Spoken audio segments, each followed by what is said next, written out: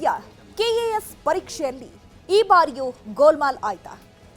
ಕೆಪಿಎಸ್ಸಿಯ ಮುಖ್ಯ ಪರೀಕ್ಷೆ ಫಲಿತಾಂಶದಲ್ಲೇ ಡೀಲ್ ಆಯ್ತಾ? ಒಂದೇ ಪರೀಕ್ಷಾ ಕೇಂದ್ರ, ಒಂದೇ ಕೊಠಡಿ, ಒಂದೇ ಕುಟುಂಬ, ಏನಿದು ಅನುಮಾನ? ಆ ಬಗ್ಗೆ ಡೀಟೇಲ್ ಆಗಿ ತೋರಿಸ್ತೀವಿ ನೋಡಿ.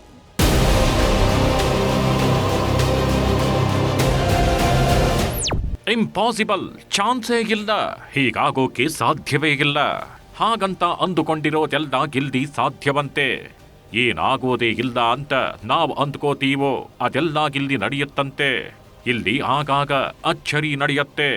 ಒಂದೊಂದು ಬಾರಿ ಗಿಲ್ದಿ ನಡೆಯೋ ಅಚ್ಚರಿ ಸರಕಾರಿ ಹುದ್ದೆ ಬೇಕು ಅಂತ ಆಸೆಗಿಟ್ಕೊಂಡಿರೋ ಅಭ್ಯರ್ಥಿಗಳಿಗೆ ಕಂಗಾಲು ಮಾಡುತ್ತೆ.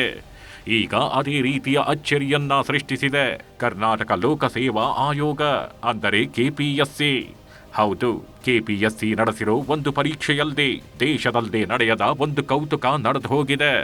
ಅದು ಕೌತುಕ ಮಾತ್ರ ಅಲ್ಲ, ಗೋಲ್ಮಾಲ್, ಡೀಲ್. ಕೆಪಿಎಸ್ಸಿ ಕೆಎಎಸ್ ರಿಸಲ್ಟ್ ಅಚ್ಚರಿ, ಅನುಮಾನ. ಕೆಪಿಎಸ್ಸಿ ಪರೀಕ್ಷೆಯಲ್ಲಿ ನಡೀತ ಗೋಲ್ಮಾಲ್. ಒಂದೇ ಕೇಂದ್ರ, 11 ಅಭ್ಯರ್ಥಿ ಪಾಸ್. ಯಾಕಿಷ್ಟು ಶಂಕೆ? ಎಸ್, ರಿಸಲ್ಟ್ ಬಂತು. ಎಕ್ಸಾಮ್ ಬರೆದು ಇಂಟರ್ವ್ಯೂ ಮುಗಿಸಿ ರಿಸಲ್ಟ್ಗಾಗಿ ಕಾಯ್ತಾಗಿದ್ದೋರು ಆ ರಿಸಲ್ಟ್ ನೋಡಿ ಬಾಯಿ ಮೇಲೆ ಬೆರಳಿಟ್ಕೊಂಡ್ರು. ಯಾಕೆ ಗೊತ್ತಾ? ಒಂದೇ ಕೊಠಡಿಯಲ್ಲಿ ಪರೀಕ್ಷೆ ಬರೆದ 11 ಮಂದಿ ಆಯ್ಕೆಯಾಗಿದ್ರು.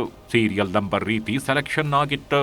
ಒಂದೇ ಕುಟುಂಬದ 2-3 ಅಭ್ಯರ್ಥಿಗಳು ಆಯ್ಕೆಯಾಗಿದ್ದಾರಂತೆ.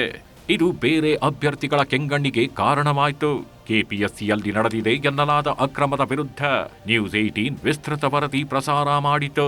ಮಂಗಳವಾರ ರಾತ್ರಿ 11 ಗಂಟೆಗೆ ವಿದ್ಯಾರ್ಥಿಗಳ ಗಟ್ಟಿ ಧ್ವನಿಯಾಗಿ ಕೆಎಎಸ್ ರಿಸಲ್ಟ್ ಮೇಲೆ ವಿದ್ಯಾರ್ಥಿಗಳ ಆರೋಪದ ಬಗ್ಗೆ ನ್ಯೂಸ್ 18 ಎಲ್ಲರಿಗಿಂತ ಮೊದಲು ಎಳೆಯಾಗಿ ವರದಿ ಪ್ರಸಾರ ಮಾಡಿತು.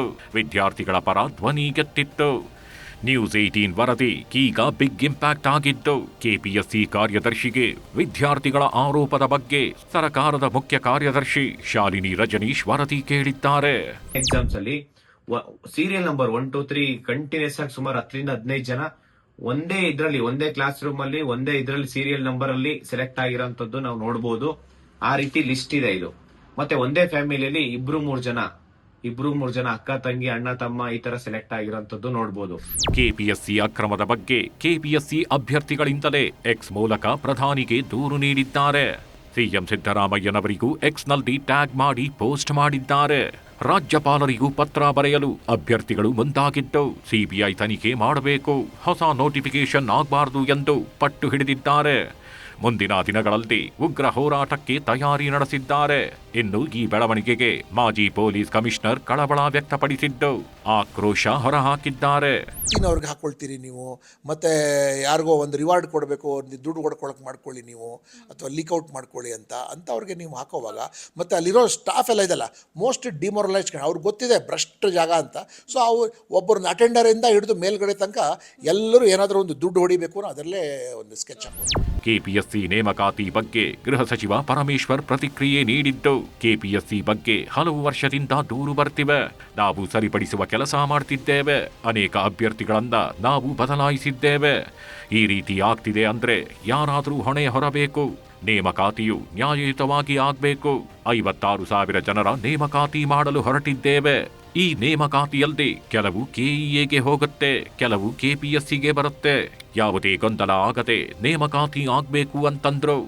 ಇನ್ನು ಇದೇ ವಿಚಾರವಾಗಿ ಸಚಿವ ಪ್ರಿಯಾಂಕ್ ಖರ್ಗೆ ಕೂಡ ಪ್ರತಿಕ್ರಿಯಿಸಿದ್ದಾರೆ. ಆದರೆ ಕೆಪಿಎಸ್ಸಿ ಹೇಳ್ತಾಗಿರೋದೇ ಬೇರೆ.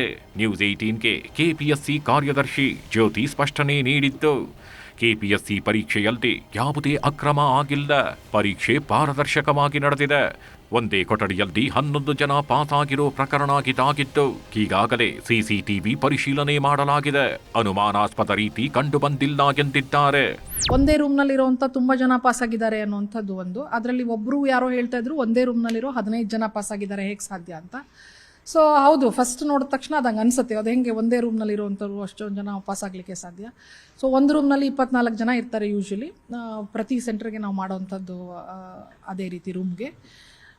ನಾನು ವೆರಿಫೈ ಮಾಡಿಸ್ದೆ ಇಮಿಡಿಯೇಟು, ಅದನ್ನು ಎಲ್ಲವುದನ್ನು ತೆಗೆದುಬಿಟ್ಟು ಯಾವ್ಯಾವ ಸೆಂಟ್ರು ಮತ್ತು ಎಷ್ಟು ರೂಮ್ಸ್ ಇತ್ತು, ಯಾವ್ಯಾವ ರೂಮ್ನಲ್ಲಿ ಪಾಸಾಗಿರೋರು ಈ ಲಿಸ್ಟ್ನಲ್ಲಿ ಎಷ್ಟು ಜನ ಇದ್ದಾರೆ ಅಂತ. ಸೊ ನಾವು ಗಮನಿಸಿದ್ದೀವಿ, ಅದರಲ್ಲಿ ಒಂದರಿಂದ ಹಿಡಿದು ಮ್ಯಾಕ್ಸಿಮಮ್ ನನಗೆ ಕಂಡು ಬಂದಂಗೆ 11 ಜನದ್ದು ನನಗೆ ಕಂಡು ಬಂದಿದೆ ಒಂದು ರೂಮ್ನಲ್ಲಿ, ಒಂದು ರೂಮ್ನಲ್ಲಿ. ಇನ್ನು ಕೆಲವು ಕಡೆ 6 ಜನ, 6, 7, 4, 5 ಈ ಥರ ಆಗಿರೋದು ಕಾಮನ್ ಆಗಿದೆ. ಒಂದೊಂದು ರೂಮ್ನಲ್ಲಿ ಈ ಥರ ಪಾಸ್ ಆಗಿರೋರು ಇದ್ದಾರೆ. ಬಟ್ ಒಂದು ರೂಮ್ನಲ್ಲಿ ಮಾತ್ರ ನನಗೆ 11 ಜನದ್ದು ಕಂಡು ಬಂದಿದೆ. ಈಗ 15 ಜನ ಅಂತ ಇವ್ರು ಏನು ಹೇಳ್ತಿದ್ದಾರೆ, ಅದು ಯಾವ ರೂಮು ಅಂತ ಹೇಳಿದ್ರೆ ಬಹುಶಃ ಇವತ್ತು ಸಂಜೆ ನಾಳೆ ಅಷ್ಟೊತ್ತಿಗೆ ನನಗೆ ಇಡೀ ಲಿಸ್ಟನ್ನೇ ಕಂಪ್ಲೀಟ್ ನಾನು ವೆರಿಫೈ ಮಾಡಿಸ್ತಾ ಇದ್ದೀನಿ. ಒಂದೇ ಕೊಠಡಿಯಲ್ಲಿ ಅಷ್ಟು ಮಂದಿ ಪಾಸ್ ಆಗಿರೋದು ಭ್ರಷ್ಟಾಚಾರ ಅಲ್ಲ, ಇತಿಹಾಸ ಅಂತಿದ್ದಾರೆ ಕೆಪಿಎಸ್ಸಿ ಅಧಿಕಾರಿಗಳು. ತನಿಖೆ ನಡೆದರಷ್ಟೇ ಕೆಪಿಎಸ್ಸಿ ಅಧಿಕಾರಿಗಳು ಹೇಳ್ತಾಗಿರೋದು ಸತ್ಯಾನೋ ಸುಳ್ಳು ಅನ್ನೋದು ಗೊತ್ತಾಗಲಿದೆ.